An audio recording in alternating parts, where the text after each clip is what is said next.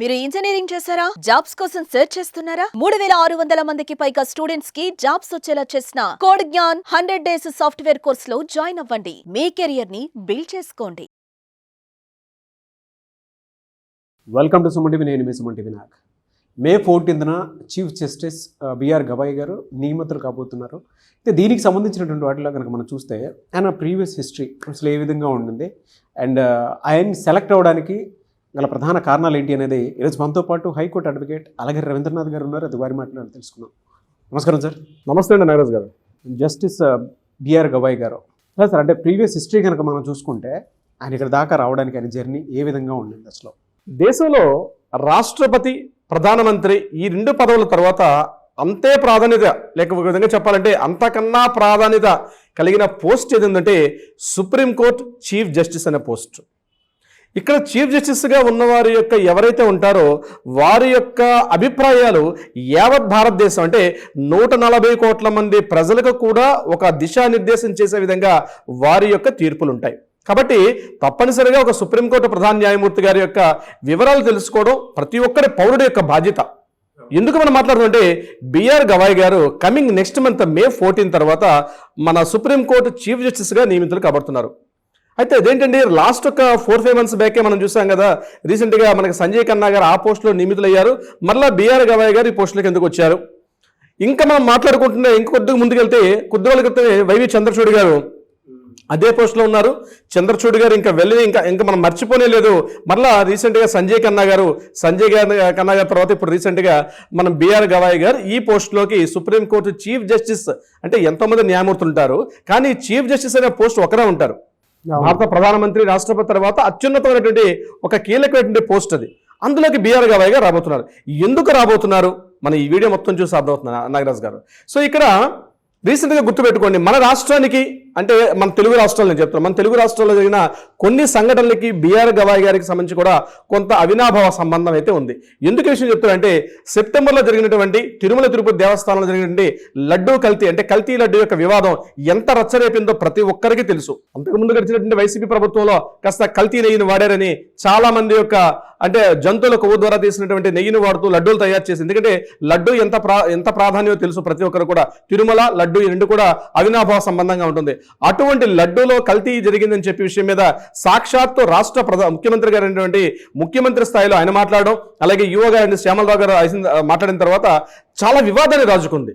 ఈ విషయం అలా మెల్లగా బయలుదేరి రాజకీయ రంగాన్ని పులుముకుని అక్కడి నుంచి ఇది సుప్రీంకోర్టు మెట్ల మీద కూడా వెళ్ళింది. సుప్రీంకోర్టు చీఫ్ జస్టిస్గా ఏం తీర్పిస్తారు అనుకున్నప్పుడు ఆ యొక్క తీర్పు ఇచ్చే క్రమంలో ఆ మెయిన్ పోస్ట్లో ఉన్నది 2 వ్యక్తులు, అంటే ద్విసభ్య కమిటీ ఏర్పాటైంది. అందులో ఇప్పుడు మనం చెప్పుకోబోతున్న బిఆర్ గవాయ్ గారు అలాగే కేవి విశ్వనాథన్ గారు వీళ్ళిద్దరు కలిసి ఒక ద్విసభ్య కమిటీలో ఈయన ఏర్పాటయ్యి వీరు ఒక గైడెన్స్ ఇవ్వడం జరిగింది. ఒక 5 members కమిటీని ఏర్పాటు చేసి ఇది జరిగిందా జరగలేదా, సిబిఐ నుంచి ఒక 2 రాష్ట్ర ప్రభుత్వం నుంచి ఒక పర్సన్ని, అదేవిధంగా టీటీడీ బోర్డు మెంబర్ నుంచి కూడా ఒక ఏర్పాటు చేసి మొత్తం 4-5 సభ్యులతో ఉన్నటువంటి 5 సభ్యులతో కమిటీని ఏర్పాటు చేసి వాళ్ళు ఏం జరిగిందో పూర్తిగా నివేదిక ఇచ్చిన తర్వాత తుది తీర్పిస్తామని చెప్పి బిఆర్ గవాయ్ గారు స్పష్టంగా పేర్కొనడం జరిగింది. సో బిఆర్ గవాయ్ గారికి అదేవిధంగా మన రాష్ట్రానికి అంటే తెలుగు రాష్ట్రాలకు సంబంధించి కూడా రీసెంట్గా జరిగిన విషయంలో కూడా వారు కీలక పాత్ర పోషించారు. ముఖ్యంగా ఈ తిరుమల తిరుపతి దేవస్థానం. అంతేకాదు, ముఖ్యంగా చెప్పుకోవాలంటే జమ్మూ కాశ్మీర్లో ఆర్టికల్ 370 సంబంధించి ఆర్టికల్ 370 రద్దు విషయంలో కూడా ఉన్నటువంటి 5 members ఏదైతే కమిటీ ఉన్నారో కేంద్ర ప్రభుత్వం ఏర్పాటు చేసిన సమీక్షా సమావేశంలో అంటే సమీక్షా కమిటీ ఏదైతే ఉందో ఆ కమిటీలో కూడా దానికి ప్రాతినిధ్యం వహించిన వ్యక్తి ఎవరంటే బిఆర్ గవాయ్ గారే. వీటన్నిటికన్నా ఇంకొక ఇంపార్టెన్స్ కూడా చెప్తాను, నోట్ల రద్దు, డిమానిటైజేషన్. 2016లో జరిగిన డిమానిటేషన్ ఏదైతే జరిగిందో ఆ డిమానిటేషన్లో ఇది డిమానిటేషన్ కరెక్ట్ కాదు అని చెప్పి చాలా మంది సుప్రీంకోర్టులో అనేక రకాల కేసులు వేసేటప్పుడు దాన్ని తీర్పు వెలువరించే సమయంలో కూడా బిఆర్ గవాయ్ గారు కీలకం తీర్పిచ్చారు. ఆయన ఏమన్నారంటే ఇది యొక్క పూర్తిగా కేంద్ర ప్రభుత్వం యొక్క నిర్ణయం తప్పించి ఈ విషయాల్లో మేము ఎటువంటి జోక్యం చేసుకోని చెప్పి ఆయన ఈ విషయంలో కూడా తీర్పు ఇవ్వడం జరిగింది. అంటే ఇది కాకుండా రీసెంట్గా జరిగినటువంటి ఎలక్షన్స్ బాండ్ రద్దు విషయం గురించి, ఎలక్షన్స్ బాండ్ రద్దుపరచాలి అంటే అది చాలా పెద్ద వ్యవహారం. మనం ఒక ఎపిసోడ్ చేయాలి ఎలక్షన్స్ బాండ్స్ గురించి. చాలా మంది తెలుసు ఎలక్షన్స్ బాండ్ గురించి. అంటే ఇన్కమ్ జనరేట్ చేసుకుంటే పార్టీలు అమౌంట్స్ని ఎలా కలెక్ట్ చేస్తారు, అది ఎంతవరకు కరెక్ట్, లీగలైజ్డ్ కాదనే విషయం మీద ఈ ఎలక్షన్స్ బాండ్ని రిలీజ్ చేసే విషయంలో కూడా కీలకమైన తీర్పు ఇచ్చారంటే భారతదేశానికి మొత్తాన్ని కూడా ఒక గైడెన్స్ అంటే గడిచిన దశాబ్ద కాలంగా చూసినట్లయితే ఆయన కీలకమైన తీర్పులు ఏవైతే మనం చెప్పుకుంటామో ప్రతి కీలకమైన తీర్పుల్లో కూడా బిఆర్ గవాయ్ గారు ఒక ప్రాతినిధ్యాన్ని వహించారు, కీలకంగా ఇవ్వడం కూడా జరిగింది. ఇది కాకుండా ఇంకా ఇంపార్టెంట్ థింగ్ ఏంటంటే ఎస్సీ వర్గీకరణ. ఎస్సీ వర్గీకరణ అనేది ఇది కేంద్ర ప్రభుత్వం యొక్క కార్యక్రమం కాదు. ఏ రాష్ట్రాలు స్వతంత్రంగా ఆయా రాష్ట్ర కమిటీలు ఏర్పాటు చేసుకుని ఏ రాష్ట్ర ప్రభుత్వం ఆ రాష్ట్ర ప్రభుత్వం సంబంధించి వర్గీకరణ ఎలా చేయాలి, ఏబిసిడి డివిజన్స్ ఎలా చేయాలి చెప్పి ఆ రాష్ట్రాలకే పూర్తి పవర్స్ ఇస్తూ కూడా సుప్రీంకోర్టు ఒక కీలుగా ఉన్నటువంటి ఒక జడ్జి స్థానం నుండి కూడా ఒక గైడెన్స్ ఇచ్చారు. అంటే ఇప్పుడు నేను చెప్పిన ఉదాహరణలన్నీ కూడా బిఆర్ గవాయ్ గారు ఒక కీలకమైనటువంటి స్థానం ఉండి ఈ రోజు దేశంలో ఈ రీసెంట్ గా జరుగుతున్నటువంటి ఎన్నో రకాల మార్పులకి తన జడ్జిమెంట్ తన తీర్పుల ద్వారా ఒక దిశానిర్దేశం చేశారు. అటువంటి కీలకమైన వ్యక్తి ఈ రోజు అంటే విత్ ఇన్ కమింగ్ ఒక 1 month లో ఆయన మే 14వ తారీఖు నాడు సుప్రీంకోర్టు చీఫ్ జస్టిస్ గా రాబోతుండడం కొంత ఆహ్వానించదగ్గ విషయమే. అయితే ఇక్కడ నేను మరికొంత వివరించే ప్రయత్నం చేస్తాను. ఇందాక నేను స్టార్టింగ్ లో చెప్పినట్టుగా వైవి చంద్రచూడ్ గారు ఇంకా పోస్ట్కి వెళ్ళడం, ఇమ్మీడియట్ గా నెక్స్ట్ మళ్ళీ అక్కడ సంజయ్ ఖన్నా గారు రావడం, 6 నెలలు కూడా కాలేదు, మళ్ళీ సంజయ్ ఖన్నా గారి పోస్ట్ నుంచి ఇప్పుడు ఇందులో బిఆర్ గవాయ్ గారు రావడం, సామాన్యుడికి కాస్త డౌట్ గా ఉండే అవకాశం ఉంటుంది. ఆ డౌట్ క్లారిఫై చేసే ప్రయత్నం చేస్తాను. ఇక్కడ గుర్తుపెట్టుకోండి, 65 సంవత్సరాలు is the 65 limit is the ఒక చీఫ్ జస్టిస్ గా పనిచేసే వ్యక్తికి 65 సంవత్సరాలు ఇస్ ద ఒక అంటే పదవి విరమణ వయసు.